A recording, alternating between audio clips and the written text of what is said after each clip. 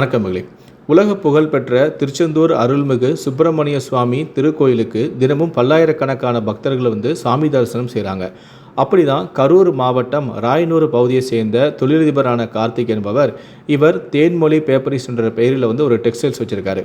இவர் கடந்த 1ஆம் தேதி சனிக்கிழமை தன்னுடைய நண்பர்கள் மற்றும் குடும்பத்துடன் திருச்செந்தூர் அருள்மிகு சுப்பிரமணிய சுவாமி கோயிலுக்கு சாமி தரிசனம் செய்வதற்காக வந்திருக்காரு. அதுக்கப்புறம் மாலை இவங்க எல்லாருமே நண்பர்கள் குடும்பத்தார் எல்லாருமே பக்கத்தில் இருக்கக்கூடிய கடலில் புனித நீராடி இருக்காங்க. அப்போது கார்த்திகுடைய மகனான ஸ்ரீராம், இவருடைய வயது 22. இவர் புனித நீராடி இருக்கும்போது கடல் அலையில் சிக்கி தவறி கடலுக்குள்ளே விழுந்திருக்காரு. ஐயோ, என்னுடைய மகனுக்கு என்னாச்சோ அப்படின்னு சொல்லி பதறி அடித்து ஓடி போய் கார்த்திக் தன்னுடைய மகனை காப்பாற்றிருக்காரு. ஆனால் மகனை காப்பாற்றின கார்த்திக்கு மேலும் ஒரு அதிர்ச்சி காத்திருந்துச்சு. என்னென்னா, தன்னுடைய மகனுக்கு ஆசையாக அவர் இந்த தொழில் தொடங்கின புதுசில் அவருடைய சொந்த உழைப்பில் கஷ்டப்பட்டு சம்பாதிச்ச பணத்தில் தன்னுடைய மகனுக்காக செய்யணும் அப்படின்னு சொல்லி ஆசையாக தன்னுடைய மகனுடைய கையில் 5 சவரன் ஒரு தங்க காப்பை வாங்கி போட்டிருந்தார். அந்த தங்க காப்பு தன்னுடைய மகனான ஸ்ரீராம் கடலில் தவறி விழும்போது அவர் கையில் இருந்து காணாமல் போயிடுச்சு. ஐயோ, தன்னுடைய மகனுக்காக நான் முதல்ல வாங்கி கொடுத்த தங்க காப்பாச்சே காணாமல் போயிடுச்சு அப்படின்னு சொல்லி கார்த்திக்கு ஒரே கவலை. இருந்தாலும் அவர் கடலில் எப்படியாவது கண்டுபிடிச்சலாம் அப்படின்னு சொல்லி தேடி பார்த்துருக்காரு, கிடைக்கவே இல்லை.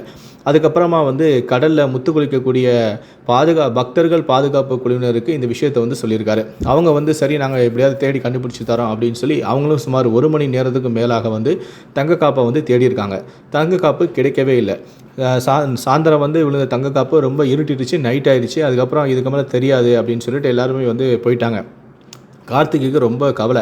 தன்னுடைய மகனுக்காக நம்ம ரொம்ப கஷ்டப்பட்டு வாங்கி கொடுத்த தங்க காப்பாச்சே, இப்படி நம்ம மிஸ் ஆயிடுச்சே, நம்ம சாமி கும்பிட தானே வந்தோம், இப்படி நமக்கு ஒரு சோகமாக நம்ம திரும்பி போகிறோமே அப்படின்னு சொல்லி ரொம்ப கவலையாச்சு. அதுக்கப்புறம் மறுநாள் காலையில் ஞாயிற்றுக்கிழமை திரும்ப ஊருக்கு போகிறதுக்கு முன்னாடி சரி சாமியை பார்த்து நம்ம வேண்டிட்டு போவோம், எப்படியாவது இந்த தங்க காப்பு கிடைச்சிடாதா அப்படின்னு சொல்லி வேண்டிட்டு போவோம் அப்படின்னு சொல்லி திரும்ப சாமிக்கிட்ட வேண்ட வந்திருக்காங்க. ஞாயிற்றுக்கிழமை காலையில் தொழிலதிபரான கார்த்திக் தான் தொழில் தொடங்கிய ஆரம்ப காலத்தில் முதலாக மகனான ஸ்ரீராமுக்கு நான் வாங்கி கொடுத்த இந்த தங்க காப்பு, எப்படியாவது இந்த தங்க காப்பு எனக்கு மீட்டு கொடுத்து அப்படின்னு சொல்லிட்டு முருகர்கிட்ட மனமுருகி வேண்டியிருக்காரு. அப்போ அங்கே இருந்த ஐயர்கிட்டையும் இந்த விஷயத்தை சொல்லியிருக்காரு. இந்த மாதிரி தங்க காப்பு தொலைஞ்சு போச்சு அப்படிங்கிற மாதிரி சொல்லியிருக்காரு. அப்போ அந்த ஐயர் சொல்லியிருக்காரு, நீங்கள் கவலைப்படாதீங்க, இங்கே முத்து குளிக்கக்கூடிய நண்பர்கள்லாம் எனக்கு தெரிஞ்சவங்க தான், ரொம்ப நல்லவங்க, அவங்க பணம் காசுக்கெலாம் ஆசைப்பட மாட்டாங்க, அவங்க தங்க காப்பு எப்படியாவது கண்டுபிடிச்சி தேடி உங்களுக்கு கொடுத்துருவாங்க, நீங்கள் கவலைப்படாதீங்க, எனக்கு தெரிஞ்சவங்க தான், நான் சொல்கிறேன். ஏற்கனவே இதே மாதிரி தான் கடந்த சில நாட்களுக்கு முன்னாடி ஒரு பெண்மணி தாலி செயினை மிஸ் பண்ணிட்டாங்க. இந்த மாதிரி கடலில் புனித நீராடும் போது தாலி செயினை மிஸ் பண்ணிட்டாங்க. அதுக்கப்புறம் இவங்க தான் கஷ்டப்பட்டு கண்டுபிடிச்சி அதை மீட்டு கொடுத்தாங்க. கண்டிப்பாக உங்களுடைய இது விஷயத்தையும் மீட்டு கொடுத்துருவாங்க அப்படின்னு சொல்லிட்டு அந்த மீட்பு குழுவை சேர்ந்த நபர்களை கூப்பிட்டு இந்த மாதிரி எப்படியாவது கொஞ்சம் தேடி கண்டுபிடிச்சி கொடுத்துருக்குங்க அப்படின்னு சொல்லி கோரிக்கையும் வச்சுருக்காங்க. அப்போ அவங்க சொல்லியிருக்காங்க, சார் 2 நாள் எங்களுக்கு டைம் கொடுங்க, நாங்கள் எப்படியாவது கண்டுபிடிச்சி உங்களுடைய தங்க காப்பை நாங்கள் கொடுத்துறோம் அப்படின்னு சொல்லி அவருக்கும் ஆறுதல் சொல்லி அனுப்பியிருக்காங்க. சனிக்கிழமை கோயிலுக்கு வந்திருக்காரு, சாயந்தரமாக புனித நீராடி இருக்காரு, சாயந்தரமே தங்க காசு காணாமல் போயிருக்கு. அதுக்கப்புறம் மறுநாள் ஞாயிற்றுக்கிழமை முருகர்கிட்ட மனமுருகி வேண்டிட்டு திரும்ப எல்லாருமே ஊருக்கு போயிட்டாங்க. சரி, நமக்கு நேரம் நல்லா இருந்தால் கடவுள் நமக்கு துணை இருக்கிறாரு அப்படின்னு நினச்சிக்கிட்டு அவங்க போயிட்டாங்க. அதுக்கப்புறமா பார்த்திங்கன்னா ஞாயிற்றுக்கிழமை ஃபுல்லாக அவங்க தேடி இருக்காங்க, தங்க காப்பு கிடைக்கவே இல்லை. அதுக்கப்புறம் திரும்பவும் திங்கக்கிழமையும் திரும்ப தேடி இருக்காங்க, தங்க காப்பு கிடைச்சிருச்சு. உடனே பக்தர்கள் பாதுகாப்பு குழுவினர் இருக்கவங்க என்ன பண்ணியிருக்காங்கன்னா, அந்த தங்க காப்பை தொலைச்சவங்களுக்கு திங்கக்கிழமை சாயந்தரம் ஃபோன் பண்ணி இன்ஃபார்ம் பண்ணியிருக்காங்க, இந்த மாதிரி உங்களுடைய தங்க காப்பை கிடச்சிருச்சு, வாங்கிட்டு போயிருங்க அப்படின்னு சொல்லியிருக்காங்க. இது கார்த்திக்கு ரொம்ப இன்ப அதிர்ச்சியாக இருக்குது. நம்ம முருகர்கிட்ட மனமுருதி வாங்கிட்டு வந்தோமே, நம்ம தங்க காசு கிடச்சிருச்சு, தன்னுடைய மகனுக்காக முதலாக வாங்கி கொடுத்த தங்க காப்பாச்சு அப்படின்னு சொல்லி அவருக்கு ரொம்ப சந்தோஷம்.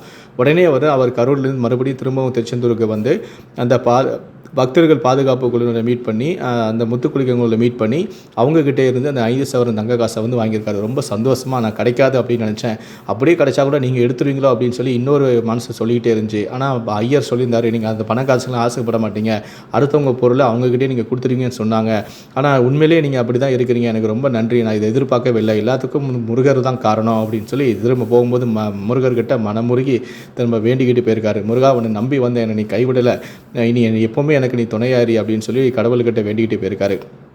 இந்த மாதிரி ஒருத்தர் 5 பவுன் தங்க காசை தொலைச்சிட்டேன் அப்படின்னு சொல்லி பக்தர்கள் பாதுகாப்பு கொடுக்குற சொன்னாலும், இன்றைக்கி இருக்கக்கூடிய தங்க ரேட்டுக்கு அவங்க குழுவில் நடிச்சிருந்தா தங்க காப்பு கிடைக்கல அப்படின்னு சொல்லி ஏமாற்றி கூட அவங்களே எடுத்துருக்கலாம். ஆனால் அவங்க அதை செய்யவே இல்லை, அவங்க உண்மையாக நடந்துக்கிட்டாங்க.